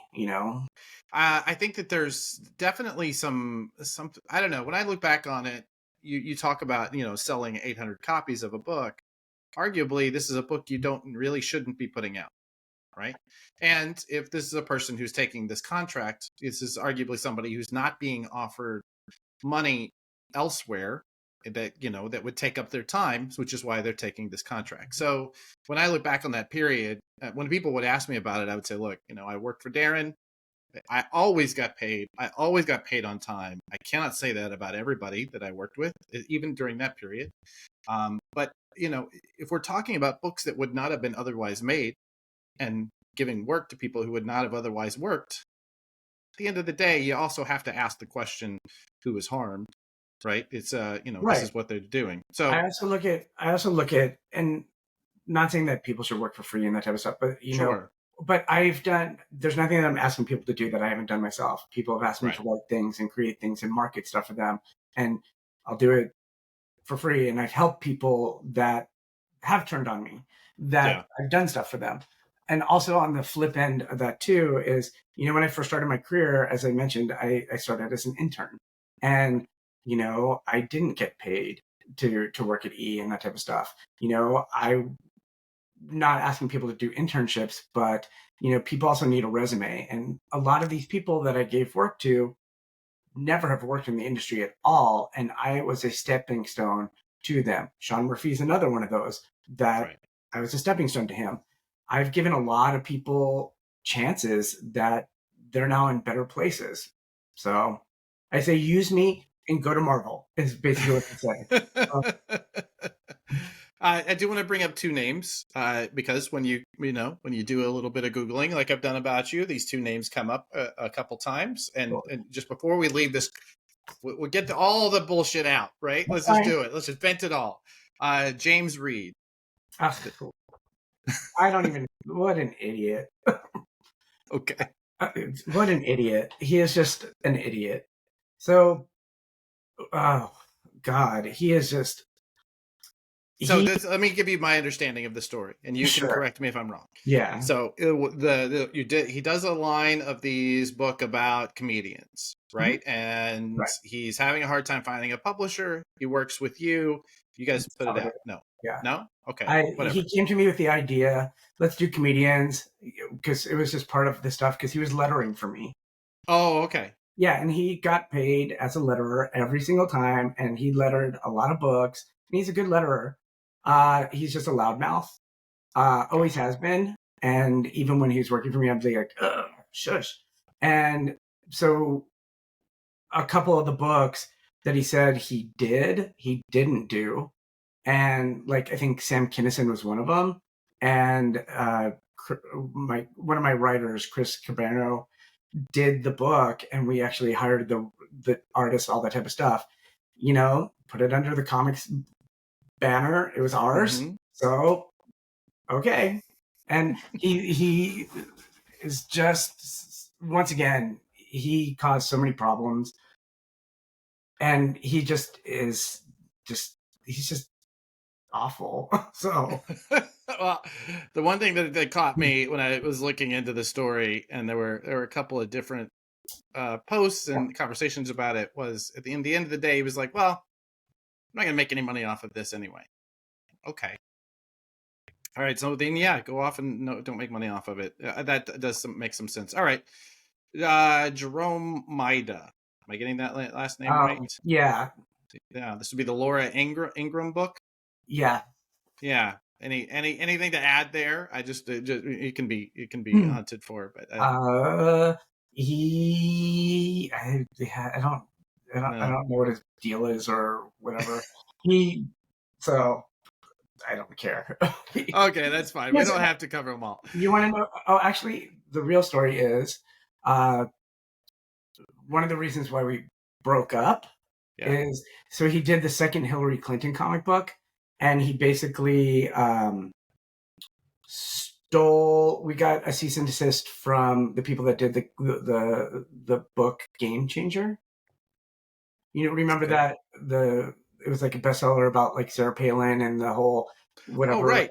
Yeah.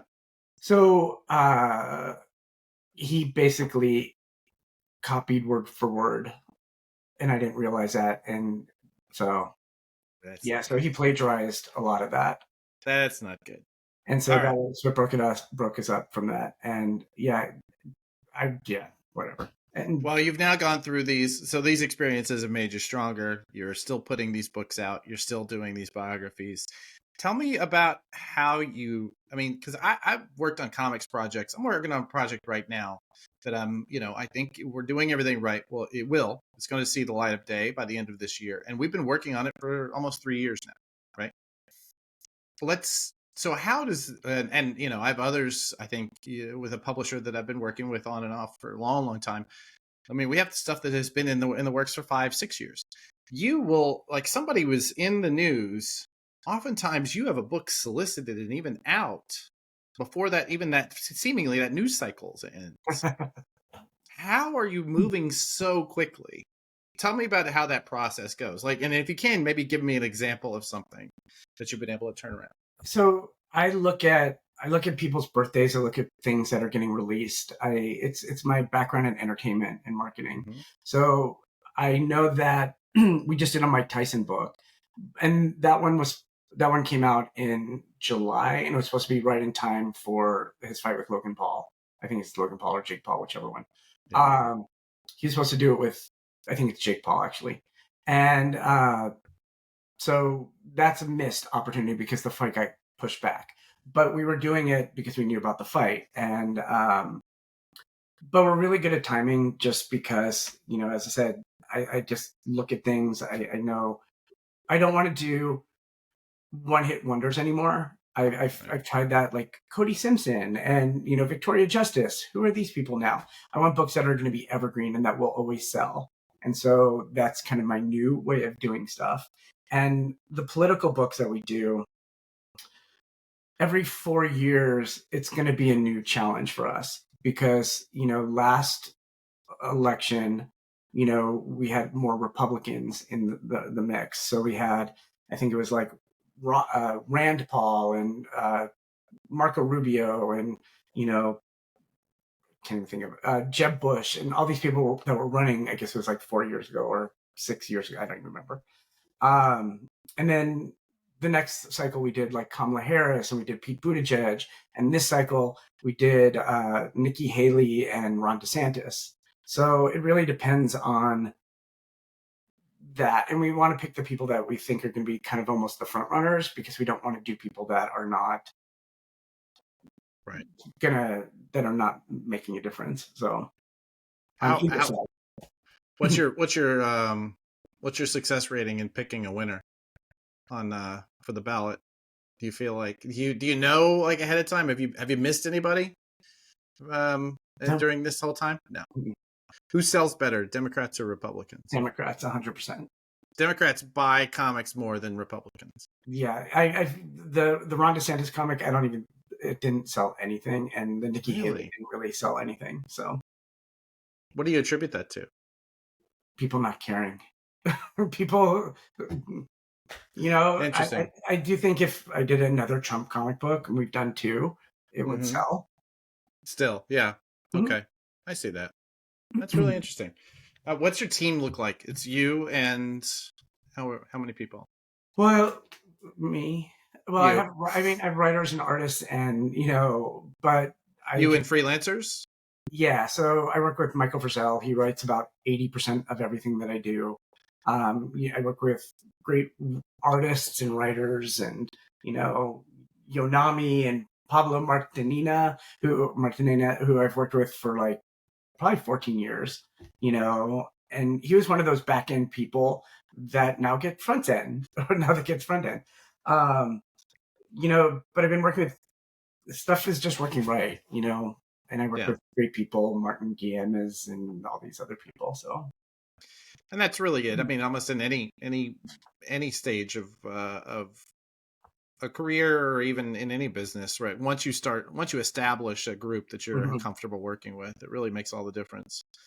All right. Well, if you don't mind, I'd like to before we get to where you are currently professionally, I'd like to deal with a little bit about your own personal life and your health, if you don't mind. Sure. So, when did your AIDS diagnosis come in? Never had it. Never had it. Fucking Wikipedia. No, I've never had AIDS. Okay. Do you know the difference? This is I do, but I'm saying that's what Wikipedia said. It actually says the word AIDS. It says the word AIDS. Oh, I've never had AIDS. I have HIV. Okay. So HIV, for those out there, so yes, I got diagnosed with HIV. I think it was, I want to say it was like 99. I think it was 99. Yeah. Wow. And if your T cells, everybody has T cells. You have T cells, I have T cells, everybody has T cells. If you have less than 200 T cells or less, then it's considered AIDS. So my T cells I've always exceeded. This is where I'm going to like brag about my T cells. So my T cells have always been like, I'm a doctor's wet dream. I'm always between like, so a normal person's T cells are like between 400 and 800 is pretty much what a normal person is.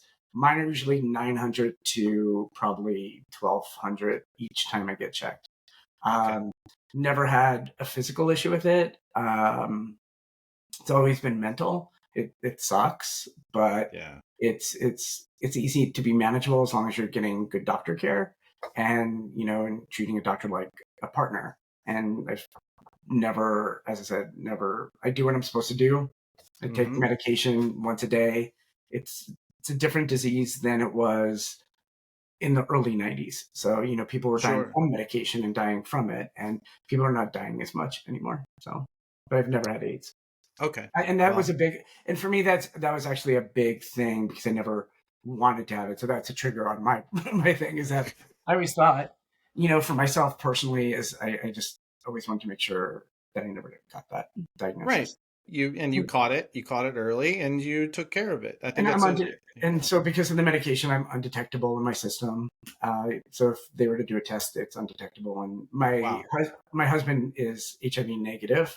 So never been a problem. Incredible. Wonderful. Well, I'm glad to hear it. And Thanks. if you have access to edit Wikipedia and you're listening to this, you might want to let them know. Was Debbie Gibson at your wedding? Debbie Gibson walked myself and my husband down the aisle Oh, okay. but we had a Power Ranger officiate our wedding too. Oh, okay. So Allison Sullivan, who was the Yellow Ranger on Wild Force, was a part of our love story. You know, my husband and I, Daniel. We asked her, because she's a good friend of mine from conventions and stuff, and so we asked her if we should be boyfriends at the time, and we said we'd leave it up to a Power Ranger to do that. And so we called Allison, and she said, yes, we should definitely be boyfriends. Love, yeah. So we made her officiate, or she wanted to officiate. And then, as I said, Debbie Gibson, you know, was so kind to walk us down the aisle to Lost in Your Eyes. Oh, wow. And then on the way back, so like after the ceremony, the walk back down the aisle, Daniel had this whole thing to sing Xanadu to me in front of everybody. And he did, because it's still, as I said, one of my favorites. So not that he didn't sing it in front of everybody. He sang in front of Debbie Gibson. I know. He said, he's like, Debbie Gibson's dancing to me. So we're actually going to go see her in September in Phoenix. So, yeah, we're going to go see. Right on. All right. Let's talk about your current business and where it stands right now today. So it's you and this team of freelancers, people you work with all the time, and now you have a new partner, which we've heard just a tiny little bit about in a previous episode with Sean Hidetsuko. How does this come around? How do you meet Sean? Kind of the Stormy Daniels way. Really?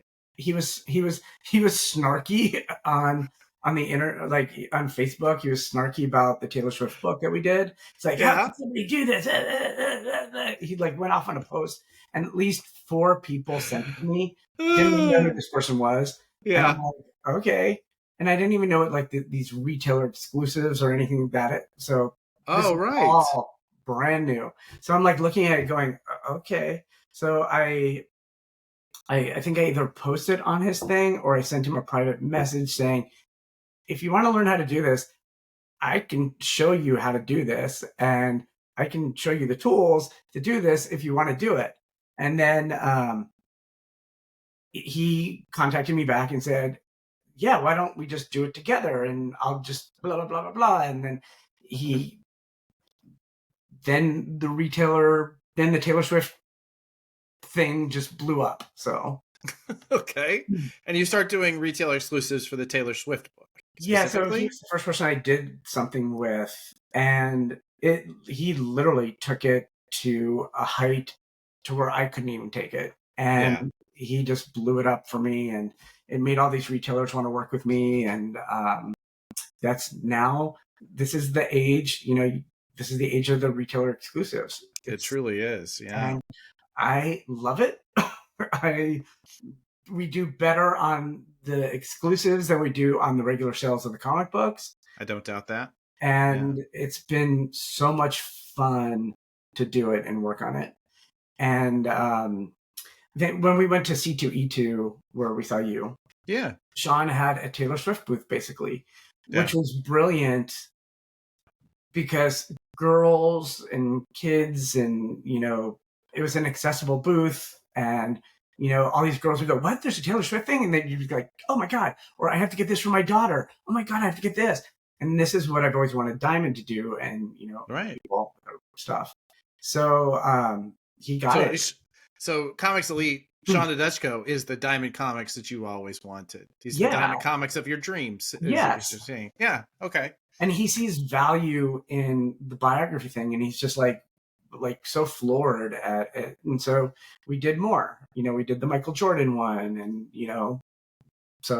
and then we just did the Stormy Daniels event with him. And, he's just been so fun to work with, and just kind of, it's nice to be able to bounce something off of other people that I don't really get a chance to, because I pretty much am doing this 90% myself in my head.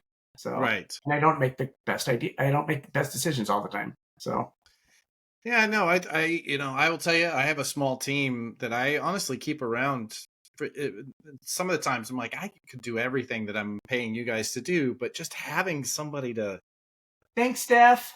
Yes, thank you, Steph. Seriously, could not do this without you. I was kidding. I'm not saying I could do it. I'm saying I don't want to. I have somebody So now helping me with social media, so I yeah, finally had that taken off my plate, and yeah, it's been a lot easier because I social would media. imagine so. Have you tinkered with like social media ads? Because it feels like your stuff would be really I do, yeah. really well. Okay, great. So yeah, all right. 90%. I would say a lot of our sales do come from Facebook. So Oh really? yeah. Okay. And so no percentage. So you're saying that you stopped distributing through Diamond. Mm-hmm. Have you picked up any of the new distributors for comic shops, or you're just not selling to comic shops much at all anymore? Sean was going to help me with it to get into Lunar, and Okay. I don't know if I really want to go there. I don't think I want to go that route anymore to comic book shops. I just Okay. don't. I think it's a great thing that they're non-returnable, and I just don't want to deal with printers, and I just don't want to deal with that world anymore. It's just I don't want to alienate comic book readers. I think a lot of comic book. I was one of the first people to get into ebooks, Yeah. and I was one of the first people to sign on with Comixology, and so I love it. Love ebooks. I think ebooks are great. I personally like reading ebooks. Maybe not comic books as much, but it's as a reluctant reader to read an actual novel on a Kindle or Nook or whatever it is so great. So Interesting. Yeah. because So you can't see you're the end saying, of the book. Yeah, you can't see the end of the book, and so I've always found it like I could read a 500-page book, but if I were to hold a 500-page book, I'd be like intimidated to read it. yeah. Hmm. So you're saying so all of your stuff is basically direct to consumer at this point. It's Amazon. Amazon. Amazon, Barnes and Noble, Target, Walmart. Every single book is there. Our books are a little different too. You can see, this is technically like a regular size comic book where Right. this is the difference between the sizes between a comic book and Oh, okay. what we do. So it's a little smaller, but it also has a spine, and Yeah. it's also cardstock cover, and so it can go on a Fascinating. bookshelf. Yeah. Right. Awesome. That's really interesting. Okay. Let's see. So you're just, I mean, your conversation with Sean now is just how are you growing? And he has essentially become an arm of yours. I'm still trying to understand what that, but I don't need to know deal points. I'm just really kind of curious about what this partnership is, because Yeah, it's he created so, a website for us. yeah, He has carte blanche to what any titles that he wants to do. Like he's picking things, he's kind of guiding me in different ways for what he wants to see. yeah, And I hear him, and he's doing something great and right. And we're also, we did have this one thing, which I think is kind of funny, is that he looked at a cover that I just did for Space Force number 12. And I go, if you want this cover to use, as like a print or something like that, he's like, it's not going to sell. And I'm like, yeah, it's going to sell. And this is where we have a different viewpoint, is that these retailer exclusives are all about covers. And, the comic books that I do are, you could read them. So, like it's not, it's like I looked at one of them the other day. Somebody did a Trump book, and it's just basically it's not even a comic book. It's just like highlights of tweets and verbiage and all this type of stuff.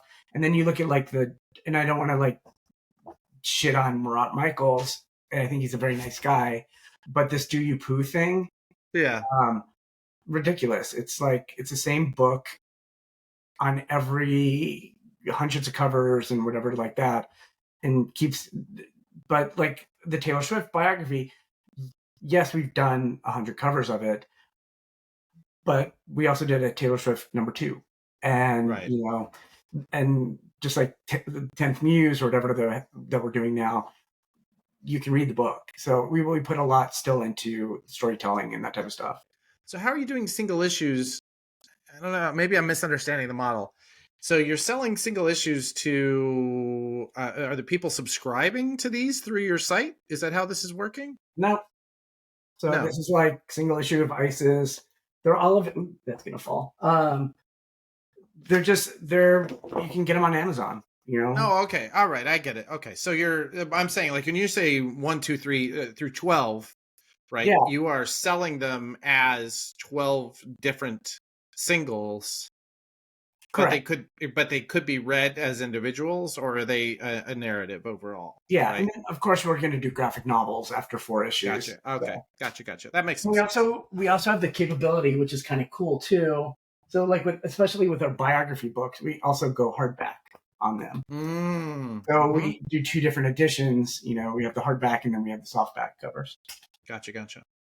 All right.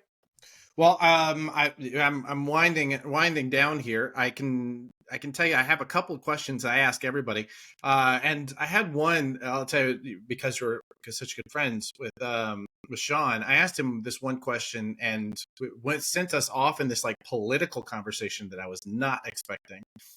So I can't wait to see what you say here. Where you have been in the comics industry now for 30 years, right? Mm-hmm. As long as, right around the same amount of time as I have. What do you think is the biggest risk that comics in general faces as an industry? I think you have. I think comics need to like support each other. Comic creators need to support each other. I think things like Comics Gate is a detrimental thing to comic books. I think anybody that wants to do a comic book can do their own comic book. If I can do it, anybody else can do it. I'm not special. I just know how to put pieces right, and I'm a good producer, and I'm a good creator. I'm not a great writer. Sure. I think that getting kids involved in comic books again is, I think, probably one of the most important things because it's a dying industry. As I said, this retailer thing is so new and weird to me that you can print 100 copies of a book and I can make the same as just putting it up on Amazon. And I think it's a great thing. It's turning it back into the collectibles market again. So. Mm-hmm. Mm-hmm. All right, it's interesting. You talk about supporting each other and Comicsgate being problematic. It's always interesting to me, like when people talk about Comicsgate, my feeling is that like this is a crew that has seemingly done a really great job of kind of polarizing people in order to sell comics to them. And then they all kind of have these same campaigns where they trade the same $100,000 back and forth, which is fascinating to me. But they're also, to be honest, they're also a bunch of bullies. Yeah, I confronted one of them because I did a comic book, and it's called Jailbait, and it was I think I have the character here. Hold on, and it's basically it's a spoof. I'll get this. So it's basically Jailbait. It's So it's basically a parody off Witchblade because everybody was telling me because I do all these nice girl books, all this stuff, and so sure. why don't I do something super sexy? So I'm like, okay, I'll do this book, Jailbait. We had Mary Jo Peel, who is on Mystery Science Theater, write the book, so it has this comedy adventure. So it's basically Dateline to Catch a Predator meets Witchblade, and created the character. I modeled it after Britney Spears from like the Toxic video, and made it all gems and all this type of stuff. So there's this girl that literally took that character and put it on her book. And Mandy whatever, I don't even remember her name is. And I confronted her about it. I'm like, girl, what are you doing? And she goes, and then she was so aggressive back to me. Yeah. And then you're like, you don't know who you're trying to bully. Yeah, and then I'm like, no, then she blocked me on Facebook, and then I saw it on Twitter again, maybe like months later. I go, this is just a ripoff of my book. What is the problem? Or something to that effect. Or, Yeah. couldn't you can you change it or something to that effect? And I wasn't combative about it. And then she literally had the legions of Comicsgate come after me. And they like, there was a picture of me and my friends that they ended up taking and then putting dicks in her mouth and doing all this, like, and then you have even Evan Van, whatever his name is, coming after me and saying nasty shit about me. And it got too much. I literally couldn't handle it. There's sometimes where the bullying got so out of hand, and it's horrible. It literally was horrible, and I had to like go offline for a while, and it was not fun. So I think that was worse than even the Justin Trudeau stuff. So it's going up against them, and I just think they're just bullies, and All right. So all that said, what gives you hope? What keeps you coming back to comics? Kids. Getting to see kids excited about comic books, to see them holding a Taylor Swift comic book or Harry Styles comic book. We do stuff to that level. I want kids to read, Yeah. And I love this medium so much. Never wanted to work in it, but here you are. Here I am. Awesome. Darren, if people wanted to find your stuff, if they want to hear your thoughts, if they want to, just see more of Darren, how do they do that? Social media, tidalwavecomics.com, and then tidalwavecomicspublishing.com for the stuff that I do with Sean. Also, I'm always available, like, on social media, like Instagram, TikTok, which I don't get. That's just the old person in me. And Facebook and all that stuff. So I'm pitching you right now. The two of you just playing pickleball. That's your whole TikTok from now on. It's just daily pickleball. I'm telling you. And run with it. My husband and I bicker all the time. Oh, yes. So. Yes, absolutely. In fact, do the whole thing where, you film him bickering and then he films you bickering and you do the back and forth. Forget it, man. I'm telling you, it's money in the bank. Hold on. Love it. Awesome. Thank you, buddy. I really appreciate it. This has been wonderful. It's been great to catch up with you. Hi again.